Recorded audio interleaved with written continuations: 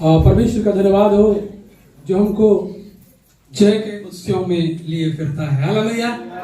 और निश्चय जब परमेश्वर की ओर हम चाहते हैं पूरे तन मन धन के साथ हम लज्जित नहीं होंगे। हालेलुया। कुछ अनाउंसमेंट है जो मैं करना चाहूंगा और ध्यानपूर्वक उसको सुने, है ना। कई बार होता है कि मैं अनाउंस करता हूँ, आप उस पर ध्यान नहीं देते, है ना। पिछले सप्ताह उसके पहले मैंने अनाउंसमेंट किया था राजनांदगांव जाने के लिए, कोई तैयार नहीं हुए, है ना। बाद में कुछ लोगों को फोन किया तो जो फोन उठाए वो चले गए साथ में, जो फोन नहीं उठाए रुक गए, है ना। तो ये बड़ी समस्या हो जाती है। तो जब कलीसिया में अनाउंसमेंट होता है तो आप उसको सुने, है ना। और कहीं जाने की हामी जो है अगर है तैयार तो जाने को तैयार है, क्योंकि जितने लोग गए वो आशीषित हुए हैं, है ना। हालेलुया, है ना। मैं चाहता कि आप भी आशीषों से वंचित ना हो जाए, है ना। तो प्रभु का धन्यवाद हो कि पिछले सप्ताह में हमने एक प्रभु के दास को ऑर्डिनेशन में हम अभिषेक किए। पास्टर तुरंगाल का जो रेवरेंड तुरंगाल हो गया, प्रभु का दास बन गया। और आने वाले सप्ताह में कौन सी तारीख है? 2 तारीख है ना। और 2 तारीख को मैंने कुछ अनाउंसमेंट किया था। क्या किया था? प्रभु भोज। तो 2 तारीख का जो दिन है, मुझको माफ करें, 2 तारीख को प्रभु भोज नहीं हो पाएगा, क्योंकि 2 तारीख को हम डोंगरगांव में होंगे। एक प्रभु के दास का और भी अभिषेक करने हम जा रहे हैं, है ना। तो जो जाना चाहते हैं कलीसिया, सारी कलीसिया को इनविटेशन है। अगर आप जाना चाहते हैं तो अवश्य मुझे अपना नाम बताएं, है ना। पर जाने की व्यवस्था आपको करनी होगी, है ना। या फिर गाड़ी अगर करते हैं तो पेमेंट आपको करना होगा, है ना।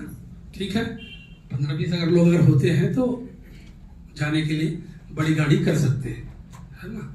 तो ये मुझको आराधना के बाद आप बता देंगे, है कि हम लोग भी वहाँ आराधना में जाएंगे। तो अगर जाना होगा तो आपको 7 बजे तैयार हो जाना है, ताकि हम सही समय के पहले वहाँ पर पहुँच जाएं। और प्रभु के दास का ऑर्डिनेशन होना है। और दुआ करें मेरे लिए भी, जबकि वहाँ पर परमेश्वर के कलाम को मुझे शेयर करना है।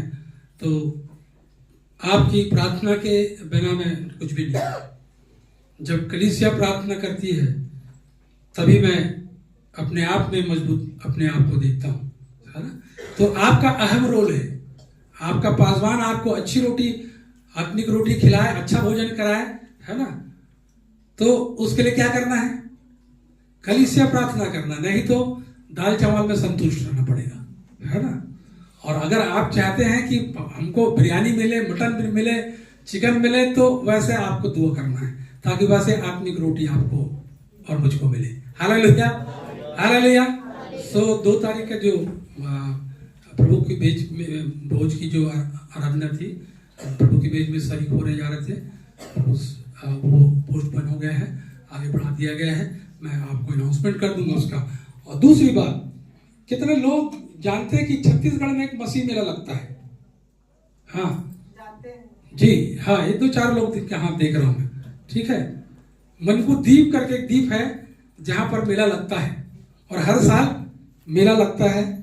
और इस साल जो है वो प्रभु के दास डॉक्टर जस्टिन मसीह मुख्य वक्ता बनकर आ रहे हैं। और ये मेला 5 फरवरी बुधवार से शुरू होगा और 9 तारीख को खत्म होगा, ठीक है। मेला का समय है, ऐसी मेला भरता है, मसीह मेला होता है, ठीक है। और वहां पर प्रभु की सेवा भी होती है, प्रभु के दास लोग वहां पर रहते हैं। और ये इसका जो डेट है वो 5 तारीख से 9 तारीख, बल्कि ये मीटिंग जो होता है वो 3 तारीख से शुरू होता है। 3 तारीख से 5 तारीख प्रभु के दासों का मेले के मतलब तैयारी के लिए लोग जाते हैं, जहां पर 3 दिन तक वे लोग वहां पर दुआ और प्रार्थना होती है, मीटिंग्स होती है ना, ताकि आने वाला जो मेला है 5 से 9 वो बहुत अच्छे से हो सके। इसके लिए प्रभु के दास लोग, बहुत सारे सेवक लोग वहां पर आते हैं। और आप चाहें तो आप इस मेले में शरीक हो सकते हैं, है ना। और हमारा चर्च उसमें फाउंडर मेंबर है ना। न्यू डालने वाला मैं 2-3 चर्चेस है, डिसाइपल चर्च है, एक सीसी चर्च है, और वेस्टलैंड मेथोडिस्ट चर्च है ना। तो वहां पर बहुत अच्छा मेला होता है और प्रभु का वचन सुनाता है। शनिवार के दिन जो है वो गीत संगीत प्रतियोगिता होती है और बहुत से अच्छे लोग आते हैं और वहाँ पर एक अच्छा आत्मिक अनुभव लोग महसूस करते हैं। आपको बहुत सारी चीज़ें खरीदनी होती है, मसीह से साहित्य से संबंधित जो चीज़ें हैं, है ना, बाइबल कवर हो गया और स्कार्फ हो गया, मसीह साहित्य जो बुक्स हो गए, बाइबल हो गए और बहुत सारे क्रिश्चियन आइटम्स जो वहाँ पर आते हैं, है ना। तो आप में को अगर समय मिलता है तो आप जरूर जाइए, पर जाने के पहले अपना तंबू वहाँ बुक करा लीजिए, ठीक है। उसमें कुछ राशि है ना, कुछ राशि देना पड़ता है और तंबू वहाँ में टेंट में लोग रहते हैं, टेंट डाल के, है ना। अच्छा अनुभव है ना, ठीक है। इजरायली लोग ऐसे रहते थे ना जंगल में, तो वो टापू है एक ठो और चारों तरफ वो पानी से घिरा हुआ है और बीच में टापू है, तो बड़ा अच्छा। अभी तो खैर पुल बन गए। मैं अपने पापा के साथ बहुत छोटा तब से जाता था, अभी 1-2 साल हो गया है जो कार्य की व्यवस्था के कारण नहीं जा पाता हूँ, परंतु एक दिन जरूर वहां जाना, आप लोग अनुभव करना। सुबह जाके शाम तक आप लोग आ सकते हैं, ठीक है। तो ये सूचनाएं थी जो मैं आपको दे दिया। और फ्राइडे का जो मीटिंग से होती है, उपवास मीटिंग, है ना, उसमें गिने चुने लोग दिखते हैं और महिलाएं लोग रहते हैं, है ना। तो आपको बता दूं, ये फ्राइडे की जो आराधना है ये महिला मीटिंग नहीं है ना। इसमें पुरुष लोग भी भाग ले सकते हैं। ये उपवास मीटिंग है जिसमें 1-2 लोग नहीं, है ना। अभी पास्टर टीका में भी बहुत सारे बात बोल रहे थे कि हम एक ग्रुप बनाएंगे और प्रार्थना के लिए, है ना, प्रार्थना का ग्रुप हो। अच्छा विचार उन्होंने रखा, परंतु मैंने कहा कि पहले फ्राइडे वाले को बढ़िया अच्छा कर लो, है ना। बहुत सारे काम योजना हम लोग बना लेते हैं, परंतु आगे चल के सब ठंडा हो जाता है ना। तो कलीसिया के लोग जो यूथ हैं उनसे आप कनेक्ट हो जाओ, उनसे पूछो क्या हम ऑनलाइन 1 घंटा आधा घंटा प्रेयर कर सकते हैं, है ना। वो शुरू, और फ्राइडे का जो आराधना है वो 11 बजे शुरू होता है ना। और वो आपके लिए है ना, आपके लिए। कलीसिया में जो इतनी बड़ी बड़ी गवाही बहन लोग सब दे रहे थे ना, है ना, उसी दिन रखते दुआ करते तो प्रभु आपके लिए अच्छा काम करता है ना। ये गवाहियों का जो दिन होता है, बहुत शॉर्ट में गवाही जो होती है बहुत संक्षिप्त में दिया करें, है ना। क्या है कि वो कहानी पूरी हो जाते से बहुत लंबी हो जाती। आप नहीं बताओगे तो क्या प्रभु नहीं जानेगा क्या, है ना। मन की बातों को जानता ना। कलीसिया को अपनी समस्या बताओ, ये समस्या है और ये निवेदन है, इसके लिए दुआ करो, है ना। आप ऐसे कहानी अगर लंबा बताओगे तो फिर यहाँ मेरे को प्रचार नहीं करना पड़ेगा, मैं आप लोगों को खड़ा करूंगा, ठीक है। 12 बजने जा रहा है और हमारी आराधना 12:30 बजे खत्म हो जाती, ठीक है। तो लंबा अगर ऐसा रहता है तो थोड़ा सा ध्यान दिया करिए, ठीक है। जितने प्रार्थना निवेदन रखे गए हैं न सिर्फ यहाँ दुआ करो, परंतु इसलिए दिया गया कि वो आपके पर्सनल प्रेयर में, आपके पारिवारिक प्रार्थना में भी आप उस निवेदन को याद रखें, ठीक है। यहाँ प्रार्थना कर लियो काफी नहीं है ना। जो निवेदन रखा गया है उनके लिए मुझको और आपको अपने पारिवारिक प्रार्थना में भी और अपने व्यक्तिगत प्रार्थना में भी उस निवेदन को रखना है, ठीक है। सो परमेश्वर हमारी सहायता करे और अच्छे कामों में आप आगे बढ़े, अच्छे कार्यों में प्रार्थना करना, वचन की संगति में रहना। बहुत सारे, है ना, वो तिमुथियुस का पास्टर जी तैयारी करवाए एग्जाम देने के लिए, कोई तैयार नहीं हो और ढेर सारा उत्तर पुस्तिका रखा रह गया, ठीक है, रखा हुआ है। हाँ, कितना रखा हुआ है? 27 लोग का है, 27 सेट है। तो ये आपकी आत्मिक उन्नति के लिए है। कोई ना कोई तो सोचा नहीं इसका आपके लिए कि इसका आप अध्ययन कीजिए और थोड़ा सा आके इसमें अपना दिखाइए, आपकी उन्नति होता है ना। योजना बनाने वाला उन्नति थोड़ी है ना। योजना बनाने वाले उन्नति नहीं, वो आपकी उन्नति होती है। आपकी उन्नति के लिए किया गया। इतना पैसा खर्चा कर दिया गया कि हमारे भांजा का थी वो, उसका क्या प्रिंटर का इंक पूरा खत्म हो गया, है ना। 2000 उसमें इंक डलवाने के लिए लग गया ना, है ना, ठीक है। तो खर्चा आपके लिए हुआ पर उसका कोई फायदा नहीं उठाया, है ना। तो आपको जो बातें बोली जाती हैं आप उसका अध्ययन करें, है ना। तो वो एग्जाम आपका, जितने लोग हैं तिमुथियुस की पत्री का अध्ययन किए, जो पढ़े लिखे, जो लिखे हैं, और जो नहीं पढ़े वो भी एग्जाम दे सकते हैं बिना बोले, है ना, लिखे, है ना, ठीक है। तो आप इसमें, आपको जवानों, विशेषकर जवान लोग इसमें भाग ले, है ना, इसमें भाग ले और उसका अध्ययन करें। तीमुथियुस की पत्री का अध्ययन आप कितना, कहां से कहां था बेटा? पहला दूसरा दोनों, पहला दूसरा तीमुथियुस का एग्जाम होगा, ठीक है। ये महीना पूरा निकल गया, फरवरी में और टाइम आपको दे रहे हैं, ठीक है। कितने दिन, कितना टाइम चाहिए आपको? तीमुथियुस का पत्र बहुत बड़ा अध्याय नहीं है, पहला दूसरा वो आप 2 दिन में तैयारी कर सकते हैं, ठीक है ना। तो आने वाले दिनों में फरवरी में एग्जाम होगा और आपका नाम, अगर आप नहीं लिखाएंगे तो आपको बता दिया जाएगा कि आपका नाम लिखा गया है। समझ रहे मेरी बात? तो आप अध्ययन करें, क्योंकि आप में से कोई लिखाएगा तो परीक्षा से सब बचना चाहते हैं, पर परीक्षा से फायदा भी है ना। तो अब जब बिना बोले बात नहीं सुनते हैं तो कुछ ना कुछ तो बोलना पड़ेगा, है ना। तो इसमें जबरदस्ती करूंगा, क्यों? क्योंकि परमेश्वर के वचन को सीखने की बात है ना। वो उसी पत्री में लिखा हुआ है ना। वो लिखा है बचपन से पवित्र शास्त्र उसी में है क्या? हाँ, बचपन से पवित्र शास्त्र जानो। आप बचपन से, आप जिस दिन प्रभु में आए, आपका बचपन, चाहे आप 20 साल के हो 25 साल के हो, क्या फर्क पड़ता है? 20 साल में प्रभु में आए ना तो भी बचपन है आपका, 40 साल में आए तो भी बचपन है आपका। जब आए प्रभु में तो वचन कहता है बचपन से पवित्र शास्त्र जाना हुआ है, तभी आप परीक्षा पर जय पाओगे, नहीं तो समस्या में पड़े रहोगे, ठीक है। चलिए, सब बातों के लिए हम परमेश्वर का धन्यवाद करें। और आने वाले समय में मैं घोषणा कर दूंगा, मास्टर टीकम के पास अपना नाम नोट कराएं इस सप्ताह में कि मैं एग्जाम पहला तीमुथियुस का, और अगर दोगे नहीं, अगर फेल हो जाओगे तो कसूली में चढ़ जाओगे। भाई जितना आया उतना लिख दिया भाई, अच्छा ज्ञान बड़ा, है ना। तो आपको पास्टर सुनी से हमने क्या सीखा था? हेलो कलीसिया, इसके पहले पिछले सप्ताह भाई पास्टर टीकम थे, उसके पहले हमने क्या सीखा जी?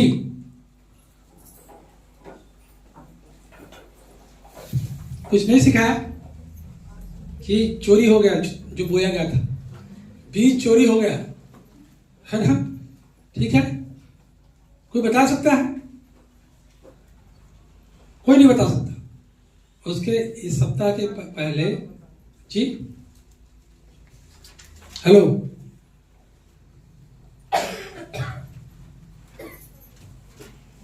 ये बड़ा मुश्किल है कि इतना मेहनत करने के बाद में यदि आप उस बात को अगर नहीं बता पा रहे हैं, अरे कुछ तो सीखे होगे। हेलो, मतलब आपका ध्यान नहीं रहता है, या मैं यहां से जो परमेश्वर के वचन को बोलता हूं वो आपके समझ से बाहर है ना। हाँ, अपने जीवन की चौकसी करना क्या मेन सब्जेक्ट था? क्या यात्रा थी? कहां की यात्रा कर रहे थे जी? यात्रा कहां से? नदी के बारे में बता रहा था क्या? हेलो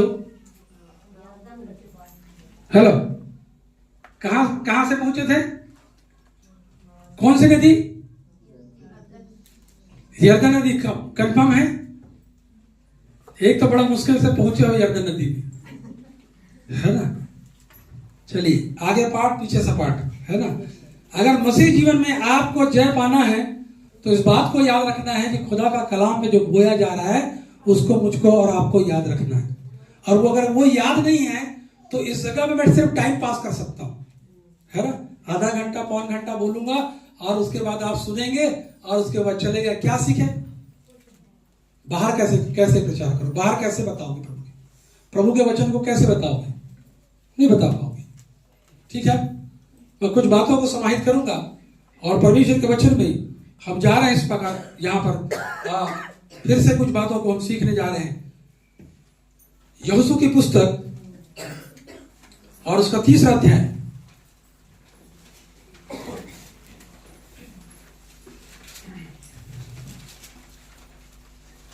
उसका 9 पद से पढ़िए। तब यहोशू ने इस्राएलियों से कहा, पास आकर अपने परमेश्वर यहोवा के वचन सुनो। जी। और यहोशू कहने लगा, इससे तुम जान लोगे कि जीवित ईश्वर तुम्हारे मध्य में है और वह तुम्हारे सामने से निसंदेह कनानियों, हित्तियों, हिब्बियों, परिज्जियों, गिर्गालियों, एमोरियों और यबूसियों को उसके देश में से निकाल देगा। सुनो, पृथ्वी भर के प्रभु की वाचा का संदूक तुम्हारे आगे आगे यरदन में जाने पर है। इसलिए अब इस्राएल के गोत्रों में से 12 पुरुषों को चुन लो। वे एक एक गोत्र में से एक पुरुष हो, और जिस समय पृथ्वी भर के प्रभु यहोवा की वाचा का संदूक उठाने वाले याजकों के पांव यरदन के जल में पड़ेंगे, उस समय यरदन का ऊपर से बहता हुआ जल थम जाएगा और ढेर होकर ठहरा रहेगा। प्रार्थना करें। परमेश्वर पिता, वचन आपका है प्रभु, आपकी बेटी ने जो पढ़ी प्रभु, उस वचन पर प्रभु आपकी आशीष, आपका प्रकाशन को हम चाहते हैं फिर से खुदा, कि हम उन वचनों की ओर जाएं प्रभु, और वो वचन हमारे हृदय पट्टिकाओं में लिख दिए जाएं। इन वचनों को हम भूलने ना पाए प्रभु। वचन आपका है खुदा, और वचन को बोलने वाला जो प्रभु पवित्र आत्मा आप मेरे साथ है, और मैं आपकी और मेरे लोग आपकी मेरी आवाज को आपके माध्यम से, मेरी माध्यम से सुनना चाहते हैं। मैं अपने विचार, अपने मन की बातों को नहीं खुदा, परंतु परमेश्वर पिता आपके मन की बातों को इस जीव फोटो के द्वारा प्रकट करें, ताकि ये वचन मेरे और मेरे प्रिय लोगों के लिए, सबके लिए आशीष का कारण हो। सो सब बातों के लिए प्रभु मैं आपका धन्यवाद करता हूँ। प्रार्थना को सुना यीशु मसीह के नाम से मांगता हूँ, आमीन। यहाँ पर जो वचन पढ़ा गया, ये इजरायलियों को का यरदन का पार करना का है, यरदन का पार करना, ठीक है। और एक ऐसी जगह से ये इजरायली चले जा रहे हैं। मैं इस बात को बता रहा था पिछले सप्ताह में, पिछले दिनों में, कि जीवन में एक गिलगाल का होना अवश्य है। जीवन में एक गिलगाल का होना। गिलगाल क्या था मालूम आपको? गिलगाल एक शहर है, एक गांव, एक शहर है, जहां पर बहुत सारे काम प्रभु के दासों ने किया।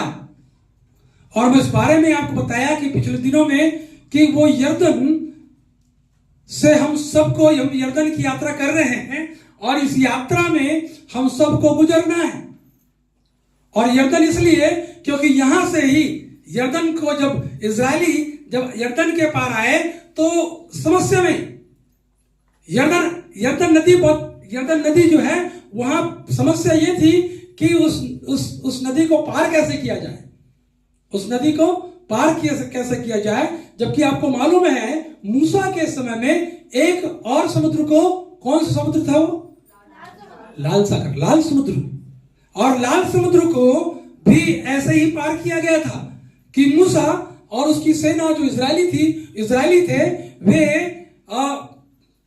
मिस्र से निकलकर आगे आए थे, और उनके पीछे फिर उनकी सेना थी, मिस्री सेना थी, जो उनको पकड़कर वापस फिर से उनको उस गुलामी की दशा में, अर्थात मिस्र में उनको लौटा लेकर जा सके। उसने पीछा कर रहे थे, और पीछा कर रहे थे। सामने मूसा के साथ इजरायली थे, और पीछे फिरौन की सेना थी। और क्या हुआ, मूसा जब अपने लोगों को लेकर आ रहा था, तो लिखा है यरदन लाल सागर के पास में क्या हो गया, रुक गए। क्यों? अब आगे कैसे जाए, आगे कैसे जाए? और मूसा जो है वो प्रार्थना करने लगा, प्रभु क्या करें प्रभु, हम मारे जाएंगे, फिर से हमको गुलामी में पहुंचना पड़ जाएगा। और प्रार्थना कर रहा है, परमेश्वर को से बातें कर रहा है, परमेश्वर को प्यारा प्रभु क्या करे, और प्रार्थना कर रहा है, और परमेश्वर के वचन में परमेश्वर कहता है प्रार्थना ही करता मत रहा, परंतु उठ और आगे बढ़। हालेलुया, उठ और आगे बढ़। और मूसा के हाथ में क्या थी? और क्या हुआ जब मूसा उठा और आगे गया तो क्या हुआ? एक बड़ा चमत्कार हो गया। ये लाल सागर दो भागों में। कई बार हमारे जीवन में समस्या ऐसे ही खड़ी रहती, और हम और आप जो है वो प्रार्थना करते रहते हैं। मैं ये नहीं कह रहा कि प्रार्थना नहीं करना है, मैं ये नहीं कहता, परंतु हम कई बार परमेश्वर की दुहाई देते, प्रभु इस समस्या का समाधान कर, प्रभु इस समस्या को टाल, इस समस्या से हमको आगे बढ़ा, इस समस्या से प्रभु हमको निजात दिला। ये प्रार्थना करते रहे और प्रभु रास्ता खोलने को तैयार है, परंतु आप उस जगह से उठकर जाने को तैयार नहीं है ना। प्रार्थना करते। मेरे प्रियो, मैं इस बात को बताना चाहता हूं कि यदि आप अगर प्रार्थना ही करते रहेंगे और प्रयास आपका नहीं होगा, आप कभी भी जय प्राप्त नहीं करेंगे। Hallelujah, hallelujah. जय प्राप्त करने के लिए आपको आगे बढ़ना पड़ेगा, आपको आगे बढ़ना पड़ेगा।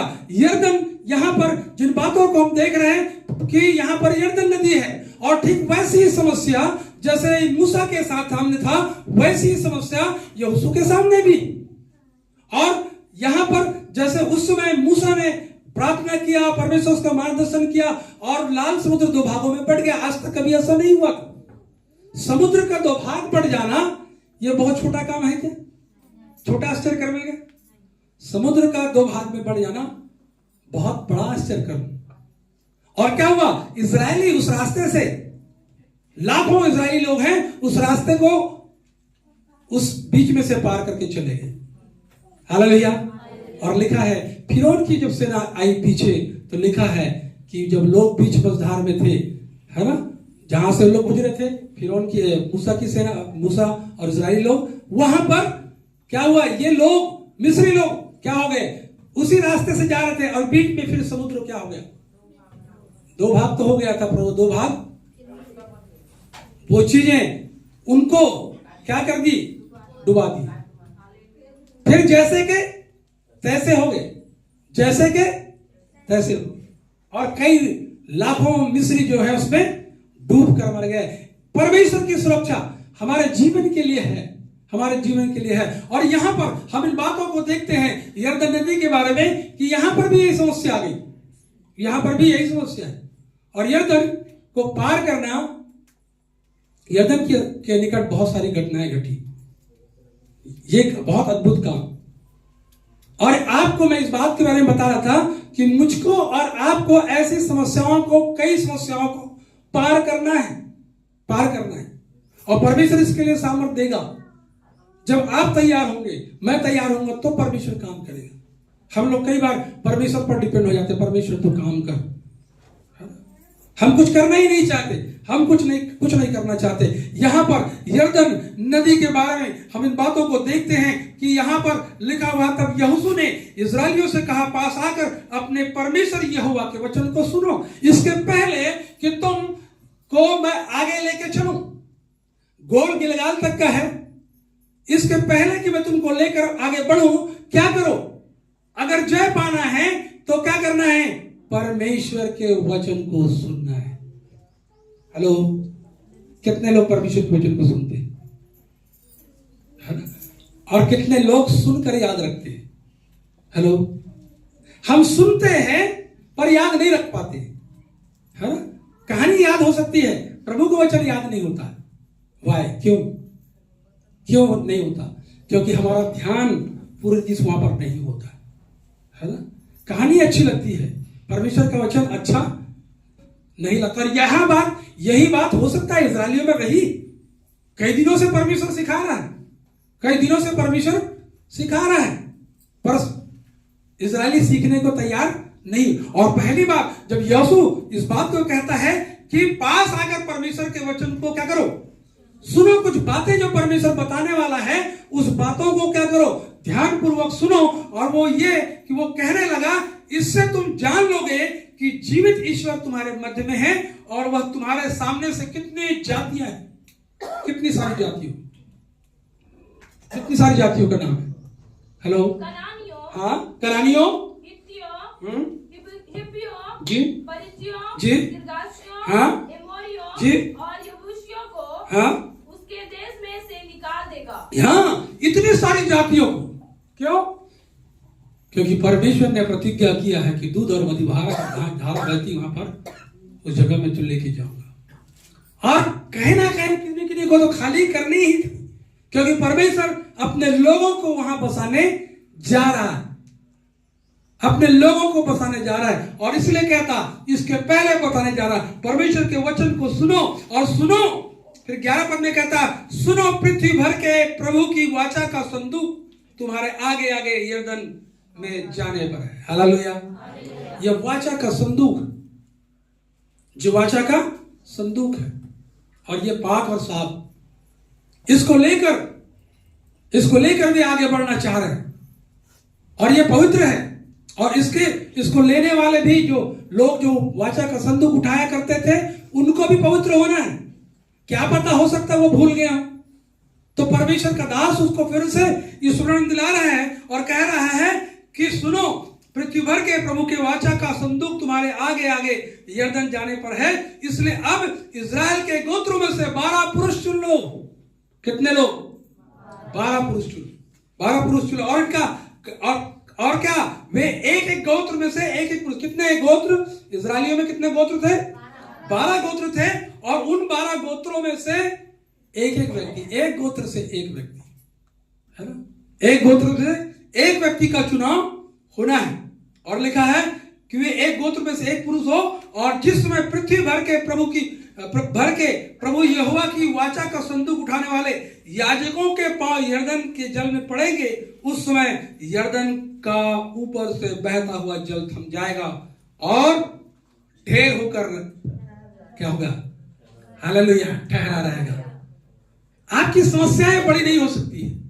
मैं हमेशा कहता, आपका प्रभु बड़ा है और आप ये भी जानते हैं और मैं भी जानता हूं, और उसके बाद भी हम आगे बढ़ने से डरते रहते हैं। आगे बढ़ने से परमेश्वर ने जय दे दिया है, परमेश्वर ने जय दे दिया है। आगे बढ़े और जय की घोषणा करें। अब यरदन से जो यात्रा है जीवन में, आप जो जिन बातों को चुने हैं, उस यरदन की जो यात्रा है, इस यरदन से होकर ही आपको गिलगाल पहुंचना है। और जब यरदन से आप जाएंगे तो आपको परमेश्वर के वचन को सुनना है, पवित्र, है ना, पवित्र होना है, पाक साफ बनना है, तभी तो आगे बढ़ पाओगे। और नहीं तो कभी भी हम जय को प्राप्त नहीं। शैतान जो है वो डरता किस बात से? शैतान आपसे डरेगा क्या? किससे डरता है? आपके अंदर जो परमेश्वर का अभिषेक है ना, उससे डरता है। हालेलुया। परमेश्वर का वचन आपके अंदर में है, उससे डरता है। हालेलुया। आपके नाम से भागेगा नहीं, परंतु दुष्ट आत्माएं यीशु मसीह के नाम से भागे। हालेलुया। कई बार हम लोग अपने आप को हीरो समझते हैं ना, ठीक है, अरे मैंने दुष्ट आत्मा निकाला है, ठीक है। ये परमेश्वर की सामर्थ्य है जिसमें होकर आप काम करते हैं। हालेलुया। समस्याएं बड़ी नहीं है। परमेश्वर के वचन में इन बातों को कहता है, परमेश्वर के वचन को सुनो, परमेश्वर के वचन को सुनो। और कैसे सुनो? बहुत ध्यानपूर्वक सुनना है। अगर जय को प्राप्त करना है तो आप एक बड़ी यात्रा में हैं, एक ऐसी यात्रा में है जहां पर बहुत सारी समस्या आएगी। हो सकता है वो आपके पारिवारिक समस्या है, हो सकता है आर्थिक समस्या, हो सकता है मानसिक समस्या है, हो सकता है सामाजिक समस्या है, कितनी सारी समस्याएं। ये समस्याएं जीवन में आएगी क्योंकि आप वो यात्रा कर रहे हैं। कौन सी यात्रा? हेलो, आपको गिलगाल में जाना है, गिलगाल पहुंचना है ना, गिलगाल में पहुंचना है और वहां पर प्रभु के अद्भुत कामों को देखना है, प्रभु के अद्भुत कामों को देखना है। और ये यात्रा यरदन से शुरू होती। और यरदन क्यों? यरदन में क्या क्या घटना है, क्या विशेष घटना मैंने बताया था? क्या बताया था? यरदन में सबसे बड़ी घटना क्या घटना थी? हेलो, यीशु मसीह का, हाँ, ये पुराने नियम की बात नहीं कर रहे, नए नियम की बात में चल रहे। बहुत सारी घटनाएं। और इस घटना में हमारा प्रभु जो है यहीं पे आकर क्या किया था? बपतिस्मा लिया था। और इसलिए यहां पर बहुत सारी चीजें हैं। और लिखा है 12 गोत्रों में से एक एक को क्या करो? चुन लो। और ये लोग जो है इनको मनोनीत करो, इनकी नियुक्ति करो कि ये वहां से कितने पत्थर? 12 पत्थर चुन ले। कहां से? उस सूखे हुए नदी से। हालेलुया। क्या करना? 12 पत्थर चुन ले। क्यों चुन ले? स्मरण रखे, याद रखे, हमारे आने वाले जो पीढ़ी है वो याद रखे कि यरदन नदी भी दो भाग में बट गया था और वहां पर से हम लोग सूखे पार होकर चले आए, सूखे में निकल आए। तो ये पत्थर इस बात की गवाही बनेगी। और इस पत्थर को अगर आप पढ़ेंगे चौथे अध्याय में तो वहां पर सारी घटनाएं आपको वहां पर मिलेगा। और यहां पर ही एक बात में यहां पर जो लिखा है चौथे अध्याय के उसके 14 पद में लिखा हुआ है कि वह वहां से अगर 12, 13, 14 को पढ़ेंगे तो अच्छा लगेगा। वहां पर थोड़ा पढ़ें। हाँ जी। गादी और मनुष्य के आधे गोत्र के लोग मूसा के कहने के अनुसार जी इस्राएलियों के आगे पाथी बांधे हुए पाए गए। पार गए अर्थात कोई 40,000 पुरुष युद्ध के हथियार बांधे हुए संग्राम करने के लिए यहोवा के सामने पार उतर कर यरोहो के पास आकर अरोबा में पहुँचे। उस दिन यहोवा ने सब इस्राएलियों के सामने यहोशू की महिमा बढ़ाई और जैसे वे मूसा का भय मानते थे वैसे ही यहोशू का भी भय उसके जीवन पर मानते रहे। यहाँ पर यहोशू की महिमा बढ़ाई। अभी तक वो मूसा के अधीन में थे, अब किसके अधीन आ गए? यहोशू के अधीन में आ गए। और परमेश्वर का यहाँ पर वचन में लिखा है उस दिन यहोवा ने सब इस्राएलियों के सामने यहोशू की महिमा बढ़ाई। हालेलुया। यहोशू की महिमा बढ़ाई। कितनी बड़ी बात है, कितनी बड़ी बात। यहाँ पर यहोशू को महिमा मिलने लगी। लिखा है और लिखा है कि मूसा का भय जितने लोग मानते थे वैसे ही यहोशू का भी भय उसके जीवन भर मानते। एक जिम्मेदारी यहोशू को यहां से मिला। यह भूमिका जो थी, मैंने पिछले दिनों में इन बातों को बताया था, यरदन में बहुत सारी चीजें घटनाएं घटेगी और इसको आपको जैसे इस्राएली पार हुए आपको भी पार होना है। और हम यहाँ पर देखते हैं कि यरदन से गिलगाल की यात्रा में बहुत सी घटनाएं घटी। और क्या घटनाएं हैं? यदि आप 5वें पद में अगर जाएंगे, 5वें अध्याय में जाएंगे तो वहां पर यह बात मिलती है। वहां पर एक बात मिलती है कि पहले जब वो इसके पहले कि वो आगे बढ़े उनका खतना किया गया। ये दूसरा खतना था, और सबके लिए था। जितने इजरायली थे उन सबके लिए सबका ये खतना वहां पर हुआ। उसके बाद ही आगे बढ़े। इन दिनों में हम लोग क्या करते, बपतिस्मा को ज्यादा महत्व देते ना। उस समय जब परमेश्वर के काल में खतना किया जाता था। और आज भी हमारे एक समुदाय जो मुस्लिम समुदाय में ये चीजें आज भी होती है, खतना कराया जाता है। और यहाँ पर हम इस बात को देखते पहले जो है उसका खतना हुआ और बहुत सारे लोगों का वहां पर खतना किया गया। और लिखा है इसलिए इजरायली गिलगाल में डेरा डाले रहे और उन्होंने यरीहो के पास से अराबा में पूर्णमासी की संध्या के समय फसा माना। और फसा के दूसरे दिन वे उस देश की उपज में से अखमीरी रोटी और उसी दिन भुना हुआ दाना भी खाने लगे। और जिस दिन वे उस देश की उपज में से खाने लगे उसी दिन क्या हुआ? 5 के बारे में क्या लिखा है? उसी दिन और जिस दिन हाँ? वे उस देश की उपज में से खाने लगे उसी दिन सवेरे को मन्ना बंद हो गया जी। और इजरायलियों को आगे फिर कभी मन्ना हाँ, एक विशेष घटना क्या घटी? स्वर्गीय भोजन बंद हो गया। मन्ना जो था वो बहुत हो गया, काफी दिन से खा रहे हो मन्ना, है ना, आलसी हो गया। ठीक है, परमेश्वर तो दे रहा है खाने को, कौन जाएगा कमाने को, है ना। ठीक है, अभी चावल लेते हैं ना, गरीबी रेखा वाला चावल मिल रहा है लोग, है ना। 80 करोड़ लोग जमीन, है ना। हमारे देश में बहुत बड़ी तरक्की ये हुई कि 80 करोड़ लोगों को गवर्नमेंट मुफ्त में खाना दे रही है ना। ऐसा विकास हमारे देश का हो गया है ना। ठीक है, इतना बड़ा विकास है ना कि 80 करोड़ लोगों को, है ना, हम गरीबी रेखा में हम लोग उन्नति कर लिए बोलते हैं, गरीबी रेखा में। यहां पर यही बातें हम देख रहे हैं कि उसी दिन से क्या किया, जब ये आए वहां से तो लिखा है खाना भी स्वर्गीय मन्ना बंद हो गया। अब क्या करना है? अब मेहनत करना है भैया। अब क्या करना है? मेहनत करना है। मतलब हम इन बातों को देखते हैं और आगे जब बढ़ेंगे तो लिखा मन्ना बंद हो गया। इजरायली को फिर कहीं मन्ना नहीं मिला, परंतु उस वर्ष उन्होंने कनान देश की उपज में से खाया। हालेलुया। परमेश्वर की एक बड़ी प्रतिज्ञा यहां पर पूरी हुई। वो क्या था? कनान देश में लिखा है उस देश में पहली उपज उन्होंने खाया, है ना। दूध और मधु की धारा बहने वाले देश में इजरायली पहुंच गए। मूसा पहुंच नहीं पाया, मालूम है। मूसा पहुंचा गया, कहां था मूसा? परमेश्वर ने मूसा से कहा जहां लेके जाऊंगा भाई तुम, है ना। परमेश्वर क्यों नहीं पहुंच पाया मालूम है आपको? मूसा क्यों नहीं पहुंच पाया आपको मालूम है? वाई को बता सकता है जी? हेलो हेलो, हाँ बोलिए। गलत सच जो भी तो बोले तो बोलो भाई, जो भी बोलते हैं। क्या हुआ था? जब इजरायलियों को प्यास लगी तो वो परमेश्वर से प्रार्थना किया मूसा ने कि ये कुड़कुड़ा रहे हैं पानी के लिए, तो उसने कहा कि उस चट्टान के पास जा और तू बातें कर। हाँ, परंतु मूसा ने उसे डंडे से मारा। चलिए ठीक है, ये लाठी बड़ा खतरनाक था आप मूसा में, है ना। परमेश्वर ने शुरू से पूछा मूसा को, तेरे हाथ में क्या है? इस मूसा ने, परमेश्वर ने कहा तेरे हाथ में क्या है? मूसा ने क्या कहा? लाठी। और इसी लाठी में बहुत सारे आश्चर्य कर्म हुआ था, है ना। लाल समुद्र को क्या किया मूसा ने? वहां मारना था तो दो भाग हो गया। अब सब जगह मार ही, है ना, सब जगह मार ही प्रश्न का उत्तर नहीं होता है। सिखाने के लिए प्रेम से भी सिखाया जाता है ना। अब परमेश्वर ने कहा इजरायलियों को प्यास लगी और वो आकर मूसा को बोला हमको पानी चाहिए भाई, पानी जो हम प्यासे मर रहे हैं जंगल में, हमको कहां ले आए तुम, है?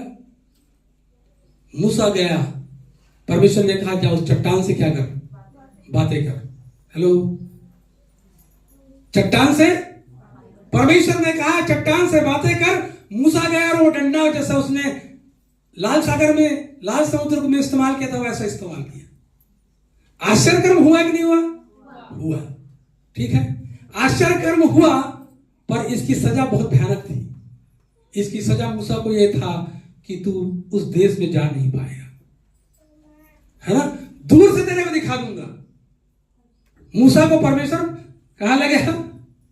ऊंचे जगहों पे ले गया, पहाड़ पे ले गया और कहा मूसा देख, जिस देश की प्रतिज्ञा मैं तुझसे की, तेरे लोगों से की, वो देश को तू देख ले, जा नहीं पाएगा। आपको मालूम प्रियो, कई बार हम लोग छोटी सी गलती, अरे छोटा सा तो गलती की है, प्रभु माफ कर देगा, ध्यान रखने हैं मेरे प्रिय। इसकी बड़ी कीमत आपको मुझको चुकानी पड़ सकती है।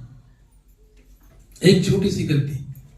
मूसा की तारीफ परमेश्वर करता है तो पृथ्वी भर में नम्र है, परंतु जहां न्याय की बात आती है वहां परमेश्वर न्याय करने वाला है, चाहे वो मूसा हो चाहे वो आप।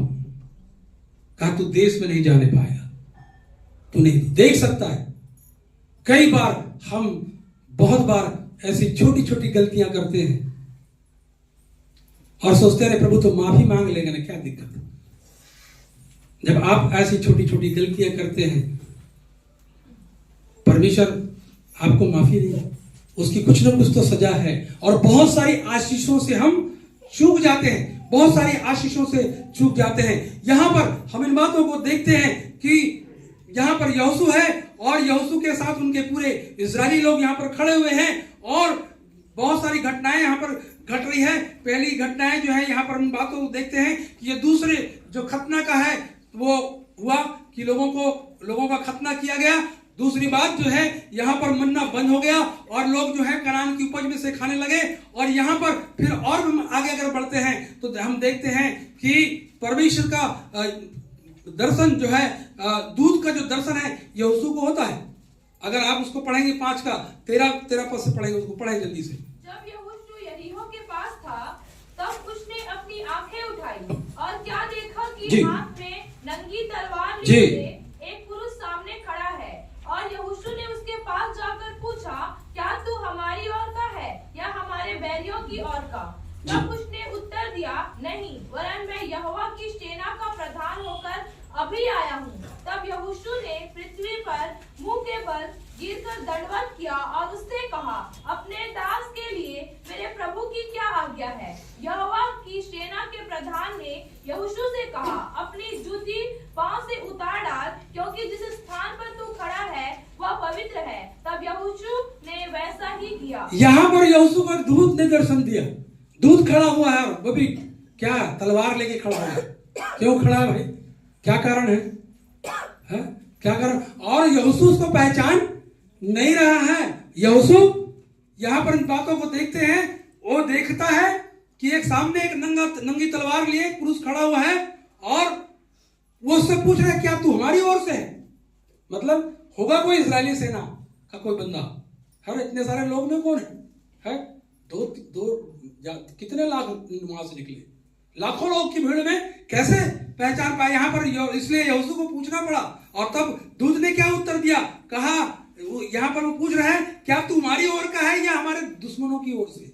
और तब दूत कहता है नहीं, मैं यहोवा के सेना का प्रधान होकर अभी आया हूं। तब यहोशू ने पृथ्वी पर मुंह के बल गिरकर उसको क्या किया? दंडवत किया और उससे कहा अपने दास के लिए मेरे प्रभु की क्या आज्ञा? एक कुछ ना कुछ कारण संदेश है। अगर आपको ये वार्निंग मिल रही है, अगर कहीं से कहीं, तो आप जब यात्रा में, एक लंबी यात्रा में बहुत से अड़चने का आपके जीवन में आ रहे हैं, तो आप इस बात को जानना कि आपके लिए दूत, आपके लिए सहायता के लिए भी खड़े हैं और आपके दुश्मनों को नाश करने के लिए भी दूत खड़ा हुआ है। आपकी समस्या आपकी नहीं है। जब परमेश्वर के साथ आप हैं तो समस्या परमेश्वर की है। क्यों? क्योंकि आप परमेश्वर के साथ हैं। हाँ, समस्या जब हम परमेश्वर के साथ नहीं तो वो आपके लिए समस्या हो सकती है। मेरे प्रियो, यहाँ पर बातों को देखते हैं। ये गिलगाल के क्षेत्र में यहाँ पर बहुत सारा प्रवेश करने के पहले इन बातों को देखते हैं। गिलगाल एक ऐसा क्षेत्र था जहाँ पर प्रभु का दास जो था, जिसका नाम एलिया, एलीशा, ये लोग यहाँ पर आया जाए। शमूएल नबी जो है, शमूएल नबी जो है यहाँ पर आया जाया करता था। और साउल का अभिषेक भी इसी क्षेत्र में हुआ था। हालेलुया। तो ये गिलगाल जो है ये बहुत अच्छी जगह है जहां पर आपको पहुंचना पड़ेगा। और इसको पहुंचने के लिए आपको बहुत सारी समस्याओं का सामना भी करना पड़ेगा। जैसे इजरायली जो थे वो बहुत सारे समस्याओं का सामना कर रहे थे। यहां पर आपको देखें, इसी आगे में अगर बढ़ते हैं तो यरीहो का दीवार भी खड़ा हुआ है। यरीहो का दीवार भी खड़ा हुआ है और इसके लिए भी परमेश्वर ने बड़ी अद्भुत योजना बनाई है ना, अद्भुत योजना बनाई। एक बड़ी समस्या है, यरीहो की दीवार कैसे वहां पर जा पाएंगे? यहाँ पर ए नगर को ले लिया जाना है, एक एक बड़ी समस्या थी, कैसे वहां पर ले, क्योंकि लोग जब वहां पर गए भेद देने के लिए, वहां पर देखिए अरे कैसे इसको हम जीत सकते हैं। ये समस्याएं हैं। यरीहो की दीवार समस्या थी, ए नगर समस्या थी, परंतु परमेश्वर ने इस पर जय को दिया और युद्ध नहीं करना पड़ा। यरीहो की दीवार का जो शहरपना जो है गिराया, कैसे गिराया गया? कैसे गिराया गया? ये बहुत अद्भुत काम है, अद्भुत काम है। ये स्तुति करते रहे और चक्कर लगाते रहे। और 7वें दिन प्रभु का वचन पहुंचा यहोशू के पास में, कहना कि इसको क्या कर, आज 7 बार यहां पर चक्कर लगा और 7वें दिन यरीहो का शहरपना गिरा दी जाएगी। हालेलुया। कोई लड़ाई नहीं लड़नी तुमको, कोई लड़ाई नहीं। पहले दिन वो पहली बार रोज एक चक्कर लगाते थे, रोज एक चक्कर आराधना करते हुए, प्रार्थना करते हुए एक चक्कर लगाते थे। उनको समझ में नहीं है, वो तो यहोशू ने परमेश्वर से कह दिया था। यहोशू जानता था कि परमेश्वर ने कहा, परंतु इजरायली क्या बोलते हैं, नहीं, हमको तो यहोशू ने कहा, और वो अपने स्वामी का पालन कर रहे हैं। यहां पर लिखा हुआ है ना कि जो परमेश्वर के वचन में 4थे अध्याय में, कि जैसे वो मूसा का भय मानते थे वैसे यहोशू का भी भय उसके जीवन भर मानते रहे। तो यहोशू ने कहा कि ऐसा करना, यरीहो की दीवार चारों तरफ क्या करना, घूमना शहरपना में, है ना, और 7वें दिन 7 चक्कर लगाना और 7वीं बार क्या हो गया, यरीहो की दीवार गिरी। हालेलुया। मेरे प्रियो, समस्या जब परमेश्वर के साथ आप होते हैं, परमेश्वर के लिए समस्या का समाधान करना चुटकी भर वाली बात है, चुटकियों का खेल है। परंतु जब समस्या को हम देखते हैं तो समस्या हमारे लिए बड़ी हो जाती है, परंतु जब हम परमेश्वर को देखते हैं समस्या हमको छोटी लगती है। हालेलुया। यरीहो का दीवार में बहुत विस्तृत में नहीं जाना चाहता, मैं इस बात को बताना चाहता हूं कि परमेश्वर के वचन में यरीहो का दीवार गिरा दिया गया। इतनी पावर स्तुति में है। हालेलुया, है ना। आप कहते ना आराधना करके स्तुति करते, क्या है स्तुति? आराधना, सामर्थ्य है इसमें। हालेलुया। स्तुति में भी दुष्टात्मा भाग जाती है, आराधना में भी दुष्टात्मा निकल के भागती। मालूम, इतनी सामर्थ्य है स्तुति में कि वो एक भयंकर दीवार को मजबूत दीवार को गिराने की सामर्थ्य रखती है। हम लोग उस पर ध्यान नहीं देते, है ना? हम लोग ध्यान, और मैं इसलिए कहता हूं कि प्रारंभिक जब आपकी आराधना जब होती है, आप आइए स्तुति आराधना करने के लिए, इससे पीछे मत हटे। आप आराधना में भाग लें, तभी तो आपके लिए आशीष का कारण बनेगा बच्चे।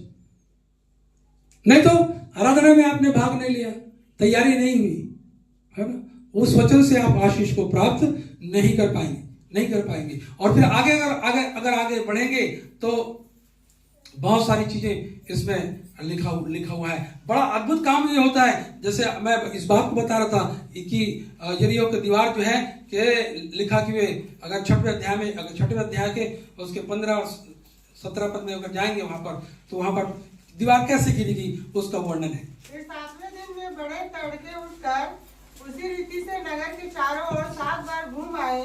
केवल उसी दिन में 7 बार घूमे।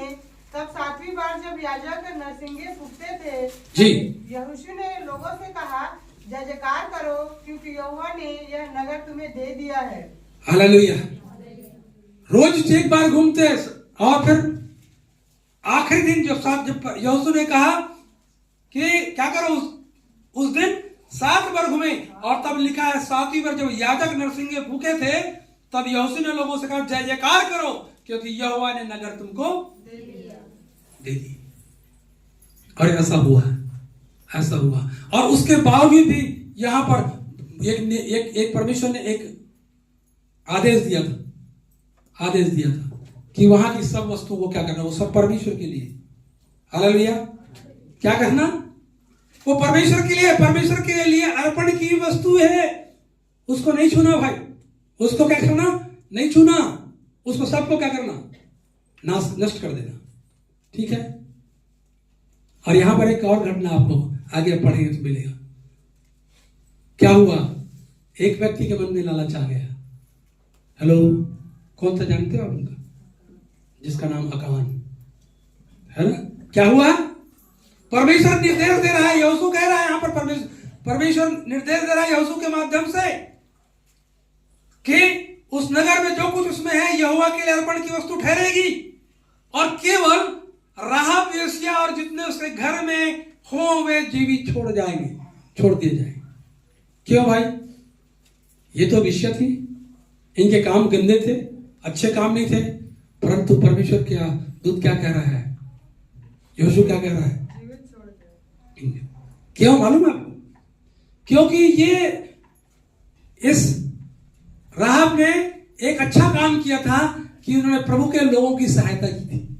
हेलो, प्रभु के लोगों की सहायता की थी। और आगे पीछे पढ़ेंगे तो वहां पर बहुत सारी बातें आपको मिलेगी। जब ये भेद लेने के लिए गए तो वहां पर लिखा हुआ है कि यहोशू का 2 अध्याय में 21 पद में, तुम्हारे वचनों के अनुसार हो। तब उसने उसको विदा किया और चले गए, और उसने लाल रंग की डोरी को खिड़की में बांध दिया था। हालेलुया।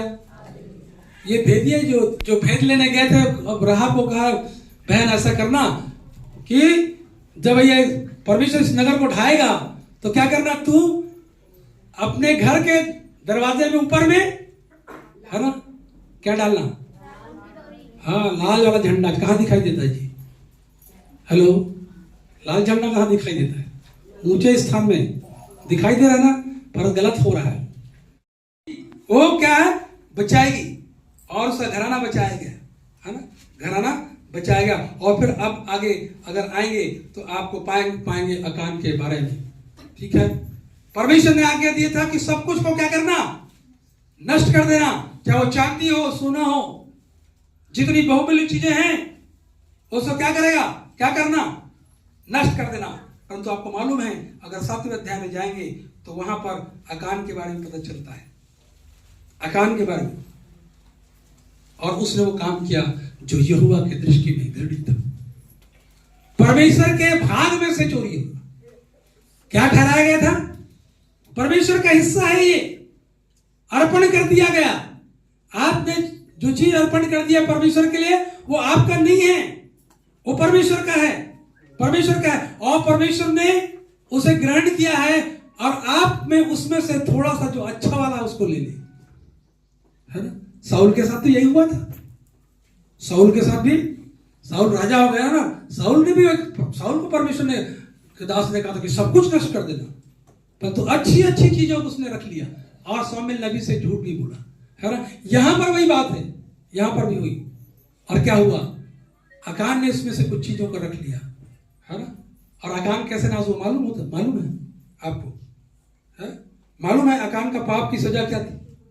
हेलो, आप वचन को आप पढ़ा करें, वचन को आपको पढ़ना है, आपको वचन को पवित्र आत्मा की आवाज को सुनना है। यहां पर हम लोग आते हैं टाइम पास के लिए नहीं आते, है ना। अकान भी नाश कर दिया गया। मेरे प्रियो, अगर मैं और आप यात्रा में हैं, कौन सी यात्रा में है? स्वर्गीय यात्रा में। स्वर्गीय यात्रा, बहुत सारी अड़चनें आएगी और उस अड़चनों का सामना आप कैसे करते? यदि परमेश्वर को लेके आप कर रहे हैं तो आप तो जय पाएंगे, परंतु यदि समस्या में उलझे रहेंगे, परमेश्वर को नहीं देखेंगे, कोई फायदा नहीं। इसलिए खुदा का कलाम कहता है वचन को क्या करो, सुनो वचन को। और वचन कौन है? परमेश्वर। जब आप इसको सुनोगे तो भी आपको समस्या नहीं लगेगी, समस्या नहीं लगेगी। हम सुनते हैं, उसको स्मरण नहीं रख पाते। हमारे बीज, हमारा जो परमेश्वर का बीज जो बोया जाता है वो यहां नहीं रह पाता, थोड़ी देर के लिए रहेगा, उसके बाद शैतान क्या है, उसको चोरी कर लेता है। मेरे प्रियो, यदि आप उस यात्रा में हैं, यरदन से आप निकल रहे हैं, गिलगाल की यात्रा कर रहे हैं, समस्या आपके जीवन में आएगी, परंतु इस समस्या का सामना यदि आपको अकेले करना है आप नहीं कर पाएंगे, नाश हो जाएंगे। आपको परमेश्वर के साथ रहना ही है, परमेश्वर की बातों को सुनना ही है। हम दूसरे की बातों को सुनते, परंतु परमेश्वर की बातों को नहीं सुनते। हम दूसरे की बातों को हम बहुत डीपली ले लेते, परंतु परमेश्वर की बातों को हम गहराई में नहीं लेते। हमको कोई किसी ने व्यक्ति ने बोल दिया कुछ बुरा भला तो हम उसको दिल से ले लेते, है ना। और परमेश्वर का वचन अगर बोल रहा है तो उसको, जिसको दिल में लेना है उसको दिल में नहीं लेते, उसको बाहर कर देते, है ना। और जिसको दिल में नहीं लेना है उसको दिल, हमारी नाराजगी है ये, है ना, बातें बंद हो जाती है। मेरे प्रियो, आज खुदा का कलाम में हमको ये बातों को सीखने मिलता है। यरदन की यात्रा है, गिलगाल में हमको पहुंचना है, और गिलगाल में परमेश्वर के अद्भुत काम को, परमेश्वर के दासों को, ये सौमेल नबी था, प्रभु का दास था, यहां इसका बहुत ज्यादा आना जाना था, यहां पर बहुत सारे काम उसने किए थे, है ना। और इसलिए खुदा का वचन कहता, मैं इस बात को कहता हूं कि जीवन में एक गिलगाल का होना आवश्यक है, जहां पर हम प्रभु के बहुत अद्भुत अद्भुत कामों को देखेंगे। हालेलुया। और परमेश्वर हमारी सहायता करेगा। यदि परमेश्वर की आवाज को सुनते हैं तो परमेश्वर हमारी सहायता करे कि हम परमेश्वर की आवाज को सुने। समस्या यदि सामने है तो समस्या में ना देखकर हम प्रभु को देखें, अरे प्रभु हमारे साथ आप तो हैं। हालेलुया। डर कब लगता है? डर कब लगता है? जब हम समस्या की ओर देखते। नाव में यीशु मसीह था, चेले क्या हो गए? हेलो, चेले क्या हो गए? बताया ना जी, क्या हो गए? डर गए। क्यों डर गए भाई? क्योंकि यीशु मसीह वहां सोया हुआ है। हेलो, आपके अंदर यही हालत है, मेरे अंदर भी यही हालत है। यीशु मसीह है आपके अंदर में, परंतु क्या है? सोया हुआ है। हम उसको कभी जगाते ही नहीं। हेलो, उसके पावर को हम महसूस करते ही नहीं। सोने का मतलब वही है। हमने प्रभु यीशु मसीह को क्या कह दिया? निष्क्रिय कर दिया, कुछ काम नहीं है अंदर में प्रभु, जहां वहीं सोया था। जब प्रभु है, डर तब लगेगा। चेले इसलिए डर गए क्योंकि वो कहां देख रहे थे? किधर देख रहे थे नजर? हेलो, आंधी और तूफान और पानी में जो उछाल आ रहा था वो देख रहे थे। वो यीशु मसीह ने, अरे हमारा प्रभु तो सोया हुआ है, देखा, है ना। क्या डर की क्या बात है? अगर आपके अंदर इन बातों को आपको याद रखना है, प्रभु अगर आपके अंदर में है तो आपको डरने की जरूरत नहीं। और कब प्रभु आपके अंदर रहेगा जब आप उसकी बातों को सुनते हैं, जब उसकी आज्ञा को सुनते हैं। अद्भुत कामों को आप देखेंगे, अद्भुत कामों को देखेंगे, बड़े बड़े काम परमेश्वर आपके अपनी आंखों से आप देखेंगे। परमेश्वर मेरी और आपकी सहायता करे मेरे प्रियो, कि हम परमेश्वर की आवाज को सुने और गिलगाल के क्षेत्र में हम पहुंचे, जहां पर हम प्रभु के अद्भुत कामों को देख सके। प्रार्थना करें। परमेश्वर पिता धन्यवाद देते हैं आपके कलाम के लिए, जब ने पढ़ा, सुना और सीखा खुदा, इस पे तेरी आशीष हो खुदा बाप। वचन आपका है जो मिला प्रभु, आपको आपके लोगों को प्रभु मैंने दे दिया प्रभु, और ऐसी कोई बातें जो मेरी ओर से कही गई जो आपको पसंद नहीं प्रभु, उन बातों को हमारे जीवन से, हमारे लोगों के जीवन से अलग कर दीजिए प्रभु। मैं धन्यवाद देता हूँ प्रभु परमेश्वर आज के इस दिन के लिए कि अपने बच्चों को इस जगह पर एकत्रित कर पाए करें।